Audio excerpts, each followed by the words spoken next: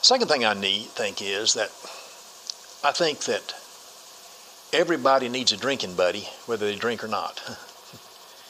Everybody needs a bosom buddy, someone who accepts them just the way they are, who cares for them, who loves them just the way they are, and someone with whom they can just be their true self. And as I said, that's sometimes difficult for clergy. It's sometimes difficult for persons who are in prestige, power positions, but it is so much needed. We all need someone that we can just be who we are with. And then I think another guideline is we need to have some kind of interest outside the parish itself. I know the rector at my church and the pastor of the Disciples Church in Bowling Green have a tradition that every week after Holy Week they go out and play golf somewhere. And somehow that is their time. And that's an interest outside the parish for both of them. And it also is kind of that intimate relationship. Another thing I think is a guideline we can follow, and here I'm going to play psychologist. I think we need to be aware of two very effective, strong defense mechanisms. One is denial, and the other is rationalization. And if we as clergy can say to ourselves, I'm just rational, I'm just playing games with myself, I'm not being true to myself, I'm just rationalizing, or I'm not going to deny my humanness, my holiness. Those are two defense mechanisms that are frequently used. And then another one is, I think if we can put behavior in context. Well, Richard, what do you mean by that?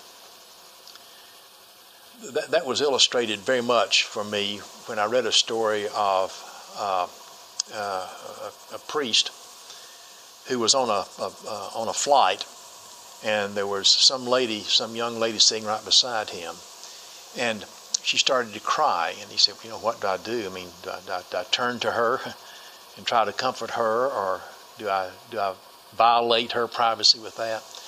And finally, after a while, he introduced himself and said, may I help?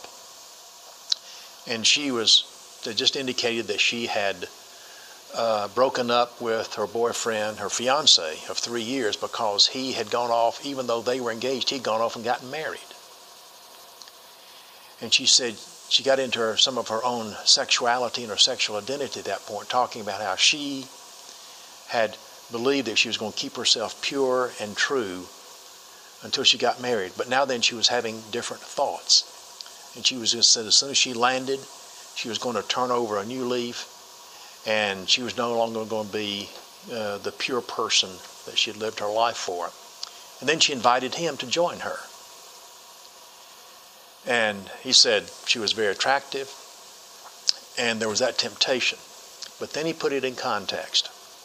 And the context was, she was someone's future wife. She was someone's daughter. She was someone's sister. She was a member of a family. And none of that, I am someone's family too. And he pulled out his wallet at that time and showed her his family. He said when he put that in context, he said, if you want someone to tell you that you're very attractive, I will do that. If you want someone to tell you that you're a very desirable woman, I will do that. But you are part of somebody else's family, not mine. I am part of my family, not yours. But we're all part of God's family. And I hope that you will hear that. And so I think if we can put any of our behaviors in a context of family, that helps us to deal with some of those kinds of boundary temptations and violations that we may experience. And then finally, persons who are called to the holy calling of ministry are called to a servant ministry. And if we can keep in mind that that is our calling, we are servants of God. We are servants of His people.